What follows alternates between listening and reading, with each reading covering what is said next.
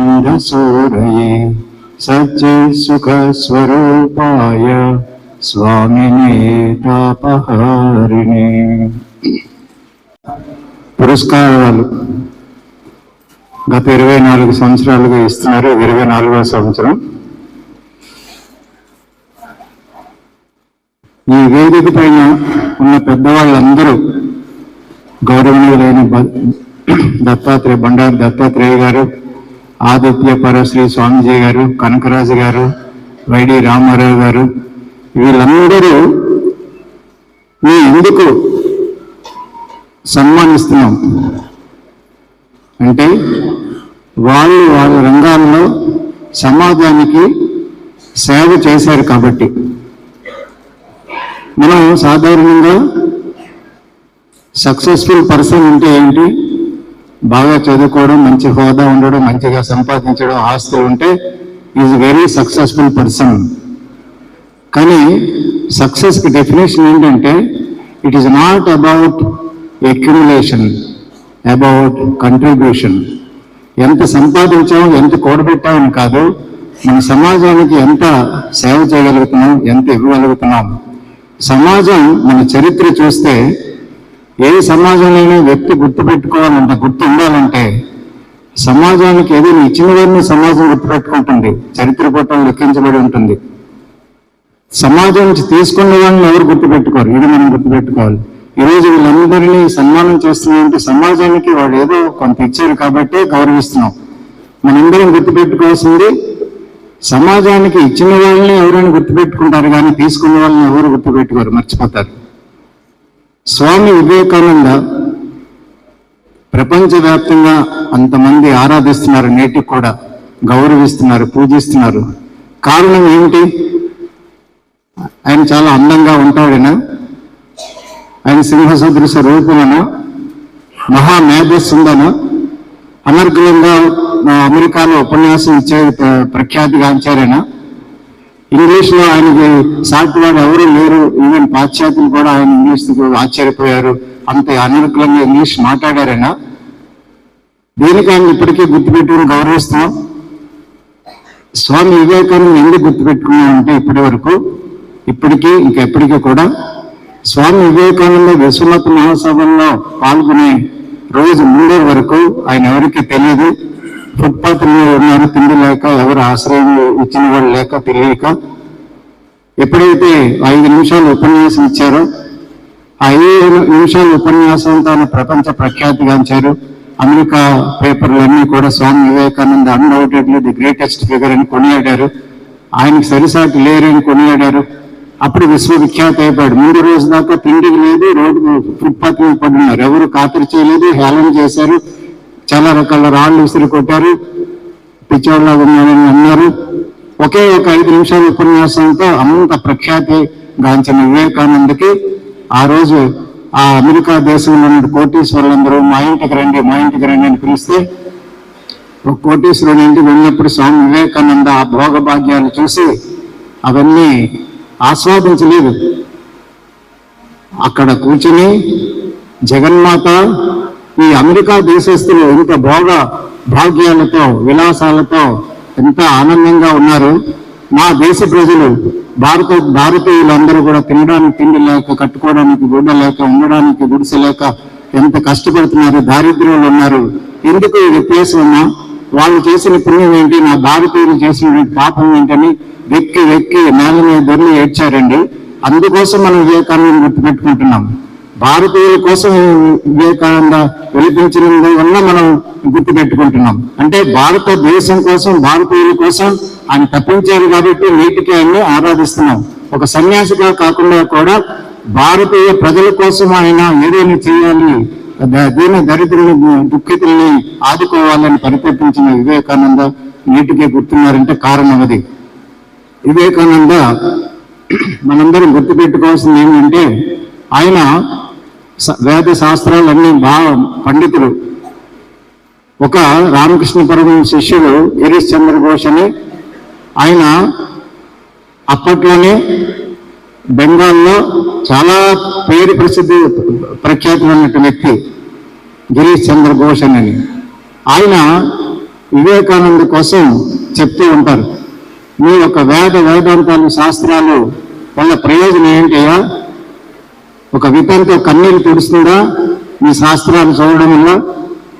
ఒక అనాథికి ఆకలి తీరుస్తుందా ఈ వేదాలు శాస్త్రాలు ఉపనిషత్తులు చదవడం వల్ల అని ప్రశ్నిస్తాడు వివేకానంద అంతటి వాడిని. అప్పటికే ఆయన అమెరికాలో ప్రఖ్యాతిగాంచిన వివేకానందని ప్రశ్నిస్తే వివేకానంద ఏం చేశారంటే అది మాటలు విని కళ్ళ నుండి ఒకటే ధారా ప్రవాహం వెలిపించారు. ఏడ్చారు. ఏడ్చుకొని నోట్లోంచి గద్గద స్వరం మాట్లాడలేక పక్క గదికి వెళ్ళిపోతారు. అప్పుడు ఈ ప్రఖ్యాత గిరీష్ చంద్ర ఘోష్ అంటాడు పక్క వాళ్ళతో, స్వామి వివేకానంద నేను ఎందుకు అంతగా ఆరాధిస్తాను గౌరవిస్తానంటే ఆయనకున్నటువంటి మేధాశక్తి పాండిత్యం వల్ల కాదయ్యా, ఆయనకున్నటువంటి హృదయం, దీన దిక్కుతులను సేవ చేసి వాళ్ళ పేరు కష్టాలు వింటేనే వినిపించే హృదయం చూసి నేను ఆయన గౌరవిస్తున్నాను అంటారు. అది స్వామి వివేకానంద. అవతల కష్టపడితే వినిపించే వివేకానంద. స్వామి వివేకానంద విదేశాలన్నీ పర్యటించిన తర్వాత భారతదేశం వస్తున్నప్పుడు అక్కడ కోటేశ్వరులందరూ ఒక పాశ్చాత్య వనిత స్వామి వివేకానంద అడుగుతుంది, Swamiji what can I do for you అని అడుగుతుంది. మీకోసం నేను ఏం చేయగలను, ఏం చేయొచ్చు చెప్పండి, ఏమైనా కావాలంటే స్వామి వివేకానంద అంటారు, లవ్ ఇండియా, భారతదేశాన్ని ప్రేమించి చాలు అంటారు. దీన్ని బట్టి వివేకానంద భారతదేశం పట్ల ఉన్నటువంటి భక్తి ఎంత, దేశభక్తి ఎంతో మనకు అర్థమవుతుంది. ఆయన డబ్బులు ఇవ్వండి, కోట్లు ఇవ్వండి మేము అడగలేదు. మనమైతే ఆ స్థలంలో ఉంటే కోట్లు అడుగుతాం, ఇంకేదో అడుగుతాం. స్వామి వివేకానంద అన్న మాట ఇది, love India that is sufficient, భారతదేశం ప్రేమించండి అన్నారు. అంతలాగా భారతదేశం కోసం తప్పించినటువంటి మహోన్నత వ్యక్తి స్వామి వివేకానంద. ప్రపంచంలోనే మన భారతదేశంలోనే అంత దేశభక్తుడు ఎక్కడా లేరు. స్వామి వివేకానంద దేశభక్తి అలాంటిది, మనం అందరూ అది గుర్తుపెట్టుకోవాలి. సమాజంలో మనం గుర్తింపబడాలి అంటే మనం ఏదైనా సమాజానికి ఇవ్వాలి అనేది స్వామి వివేకానంద నుంచి మనం నేర్చుకోవాలి. ఇక్కడ చాలా మంది యువకులు ఉన్నారు, స్వామి వివేకానంద కోసం మీరు అందరూ చదవాలి. నేతాజీ సుభాష్ చంద్రబోస్ లాంటి వాళ్ళు స్వామి వివేకానంద కోసం చెప్పారు. నేతాజీ సుభాష్ చంద్రబోస్ అంటేనే మహావీరుడు, సూర్యుడు, ధీరుడు, ధైర్యశాలి. అలాంటి నేతాజీ సుభాష్ చంద్రబోస్ కు స్ఫూర్తి స్వామి వివేకానంద. ఏమన్నారు స్వామి వివేకానంద కోసమైనా? ఆయన మా యొక్క విద్యార్థి యువకులని ఇన్స్పైర్ చేసినంతగా వేరే ఏ వ్యక్తి కూడా చేయలేదు అని నేతాజీ సుభాష్ చంద్రబోస్ అంటారు. ఆయనే కానీ స్వామి వివేకానంద కానీ జీవించి ఉన్నట్లయితే ఆయన పాదాల దగ్గర పడి ఉండేవాడిని అంటారు. అంతటి గౌరవం ఇచ్చారు నేతాజీ సుభాష్ చంద్రబోస్. అంతా స్ఫూర్తి పొందారు వివేకానంద నుంచి. కాబట్టి ముఖ్యంగా ఇక్కడ విద్యార్థులు ఉన్నారు చాలా మంది, వివేకానంద చదవండి. వివేకానంద చదివితే ఏమొస్తుంది? ఇప్పుడు అందరికీ మానసిక బలహీనత, ఏదైనా కష్టం వస్తే ఎదుర్కోలేరు, ర్యాంక్ సరైన మార్కు రాకపోతే ఆత్మహత్య చేసుకుంటారు, ఏదైనా ప్రలోభాలు ఉంటే దాన్ని తట్టుకోలేరు, ఆకర్షణ లోనైపోతారు. మానసిక బలహీనత వల్ల ఇవన్నీ కారణాలు. అందుకే జవహర్లాల్ నెహ్రూ అంటారు, Swami Vivekananda came as a tonic to the depressed and demoralised Indian youth అంటారు జవహర్లాల్ నెహ్రూ స్వామి వివేకానంద కోసం. స్వామి వివేకానంద సందేశం ఎలాంటిదంటే మానసిక శక్తినిచ్చే ఔషధం, టానిక్ అంటారు. అందుకని ప్రతి యువకులు, విద్యార్థులు స్వామి వివేకానంద సందేశం చదవాలి. స్వామి వివేకానంద సందేశం చదివితే ఏమొస్తుంది? మానసిక శక్తి వస్తుంది, ప్రలోభాలకు ఎదుర్కొనే శక్తి వస్తుంది, ధైర్య సాహసాలు వస్తాయి, నిరాశ నిస్పృహలన్నీ పోతాయి, జీవితంలో మనకు క్లారిటీ వస్తుంది, ఏది చేయవచ్చు ఏది చేయకూడదు, మంచి చెడు విచక్షణ జ్ఞానం పెరుగుతుంది. స్వామి వివేకానంద జీవితం చదివితే ముఖ్యంగా సెల్ఫ్ కాన్ఫిడెన్స్ వస్తుంది, ఆత్మవిశ్వాసం. వివేకానందం చదివి వేలాది లక్షలాది మంది వాళ్ళ రంగాల్లో అభివృద్ధి చెందారు. కాబట్టి ముఖ్యంగా యువతీయులకు కావాల్సింది కాలంలో జ్ఞాపక శక్తి లేదు, ఏకాగ్రత లేదు అంటారు. ఎందుకంటే మనసు వివిధ వస్తువుల మీద పోతుంది, వివిధ ఆలోచనల మీద పోతుంది, వివిధ రకాల ప్రలోభాలు, ఆకర్షణ లోనవుతున్నప్పుడు ఈ మనస్సు ఏకాగ్రత ఎలా కుదురుతుంది? మనసును మనం ఎలా నిగ్రహించుకోగలుగుతాం? అందుకు మందు స్వామి వివేకానంద సందేశం. ముఖ్యంగా యువత అందరూ చదవాలి. అందుకే స్వామి వివేకానంద జన్మదినాన్ని జనవరి 12న నేషనల్ యూత్ డేగా భారత ప్రభుత్వం ఎందుకు డిక్లేర్ చేసింది? ఎంతో మంది ఉన్నారు కదా, ఒక సన్యాసిని యువతకు ఆదర్శంగా ఎందుకు నిలబెట్టింది? ఆయన జన్మదినాన్ని యువజన దినోత్సవంగా ఎందుకు జరుపుతుంది? కారణం స్వామి వివేకానంద చదివితే సెల్ఫ్ కాన్ఫిడెన్స్ వస్తుంది, సెల్ఫ్ రెస్పెక్ట్ వస్తుంది, సెల్ఫ్ రిలయన్స్ వస్తుంది, ఆత్మవిశ్వాసం, ఆత్మస్థైర్యం, ఆత్మ గౌరవం ఇవన్నీ వస్తాయని మన నేతాజీ సుభాష్ చంద్రబోస్ చెప్పారు. What you gain by reading Swami Vivekananda? ఏంటి మనం పొందగలం స్వామి వివేకానంద జీవితం చదివితే? Self confidence, self respect, self reliance. మనిషికి కావాల్సిన ఏదైనా ఆత్మవిశ్వాసం, ఆత్మగౌరవం, ఆత్మస్థైర్యం కావాలి. ఇవి కావాలనుకుంటే ప్రతి ఒక్కరు వివేకానంద చదవాలి. ఈ పుస్తకాలు చిన్న సందేశం జైలు పెట్టుకొని రోజుకు ఒక సూక్తి చదవండి. మీకు ఎక్కడ అనంతమైన శక్తి వస్తుంది, ఆత్మవిశ్వాసం వస్తుంది. ఇప్పుడు మీరు ఎవరు గారు సైకలాజికల్ గా డిప్రెషన్ అని, టెన్షన్ అని, ఈ ఆత్మహత్యలు చేసుకోవాలని మీ పట్టాపంచలు అయిపోతాయి.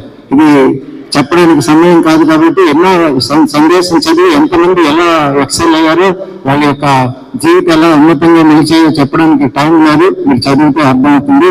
కాబట్టి ఈ కార్యక్రమం ముఖ్య ఉద్దేశం ఏంటంటే సమాజాన్ని మనం ఉన్న దాంట్లో మనం ఏదో ఒక విధంగా సేవ చేయాలి.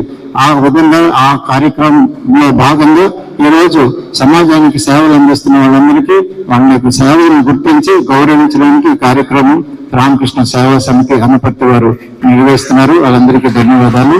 నమస్తే.